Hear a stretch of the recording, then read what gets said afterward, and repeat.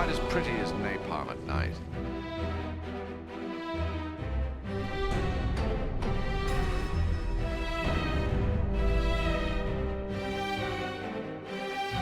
I get an email from my agent and they say, this is happening, here's the script, what do you think of that?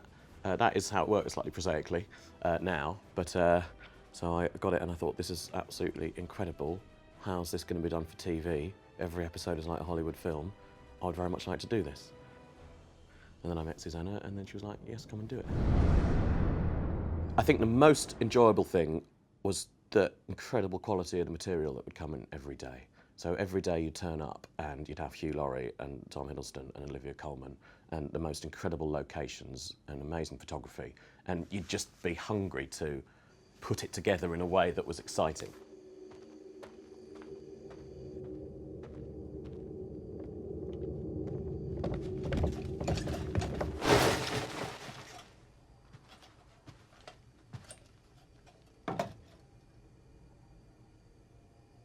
I took a photograph of your list on my phone.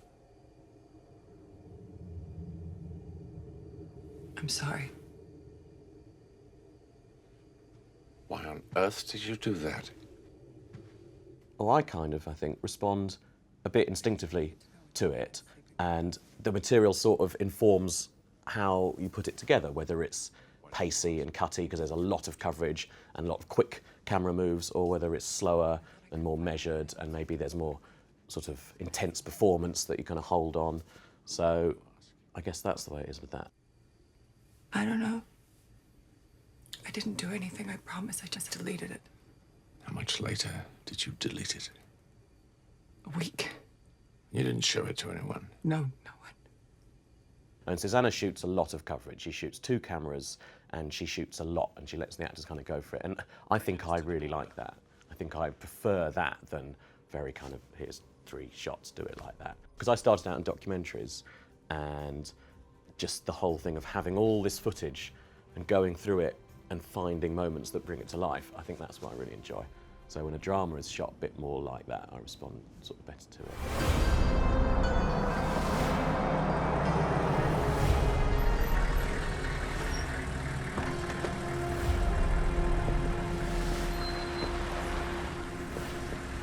Good trip, sir.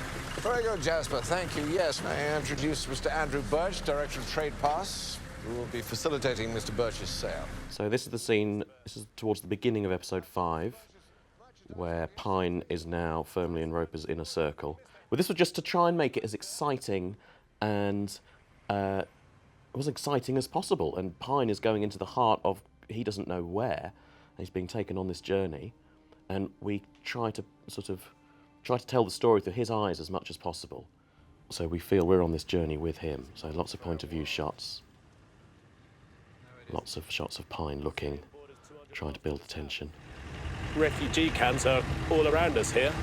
Come here with nothing, lives ripped apart, homes destroyed. Who are the taxis for? The Western aid workers who can't get to the airport fast enough. Still, we do our bit, don't we, Jasper? Yes, sir. This is our little contribution. And now this sequence is interesting because I remember when all the material came in for this, and this didn't really change that much from my first assembly of it, really. The idea that Roper is putting on this show for everyone around him and for the world, and he takes these boxes and he has a photographer, and I just thought, well, what if some of these things feel a bit more journalistic and we see him in photographs and, you know, it freezes black and white and we show him posing holding the kid. So that was just an initial instinctive idea to the material, and it seemed to work, and it stayed like that in the final film. Oh, my goodness. See if we can get a picture. Let's come on to the camera now, shall we? Excellent. Can you carry a box all on your own? You stay there. You see if you can carry this all on your own. Yep. There you go. All right. And also here, the idea to make it as odd and quite dark. And I love that shot of that grinning guy. There's something, he's so happy, but there's something sort of odd about it. Because this whole world is obviously a front for Roper's arms dealing, and it's not quite right. And so in the tone of the music and the sort of slightly jumpy cutting of that scene, I was trying to convey that. I mean, you know, that's what I mean in terms of responding instinctively to the material. It was shot sort of impressionistically, and the opportunity to kind of jump it around and do those freeze frames was kind of there in the material. So when I just opened the bin and pressed play, I saw it, I thought, oh, I'll try this, that might be good. And again, it's all trying to play it from Pine's point of view. I mean, Tom Hiddleston obviously gives you an incredible amount to work with. Doing very little, just his face gives you so much. So being on him, you just felt, you know, scared for him, hopefully, was the idea. And he's putting on this front as he goes into this world he knows nothing about. Good, glad to hear it. Something's wrong. He's treating me like I just shot his mother. He thinks there might be a rotten apple. What do you mean?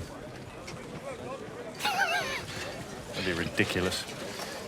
Every director is different. I think the thing with Susanna that I responded so well to, and I think she appreciated, is she wants everyone she works with to bring whatever they can to it. She doesn't want to tell people what to do. She has very strong ideas and she has a strong sort of authorial voice, but she wants you to just bring your personality and your thing to it. So I would assemble, and I spend a lot of time working hard on assemblies, and some editors like to leave things rough and directors like that. Susanna sort of wanted more, not finished products, because it's never going to be finished, but to really work on everything and present things to her that you thought, this is what I think it should be.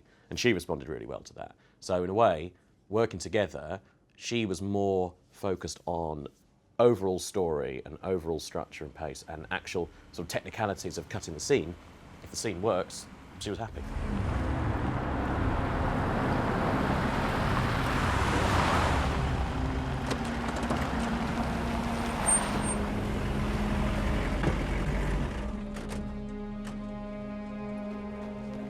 Mr. Bagati.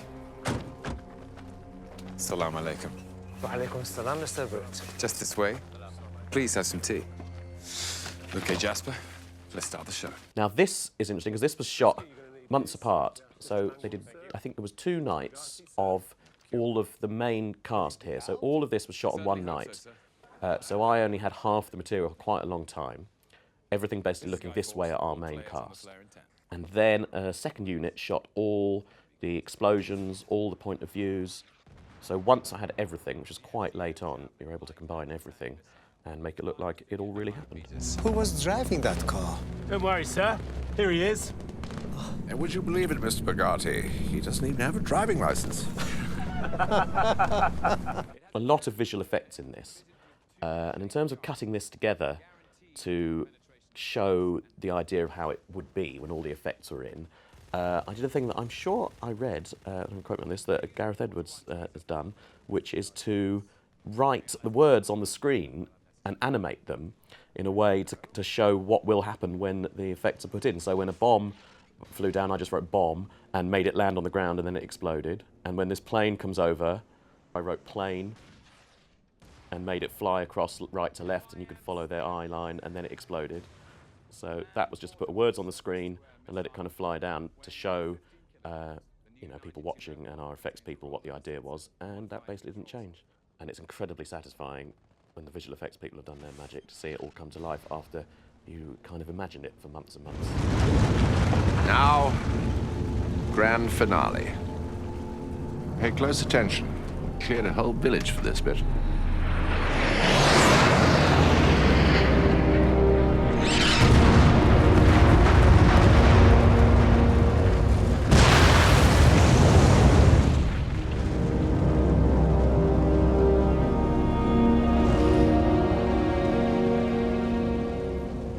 Well, I think I'm informed by the story, but people sort of say when they see stuff that I've done that they go, oh, I can see your style. So maybe you do have a style, whether you kind of like it or not. It's hard to know, because it is such an instinctive thing. I guess if you're a musician or an artist or anything more sort of traditionally creative, you'd have a style. And maybe that's better to have that rather than do sort of whatever you're told. So maybe, yeah, I think I probably do have a style. I'm just not sure exactly what it is. But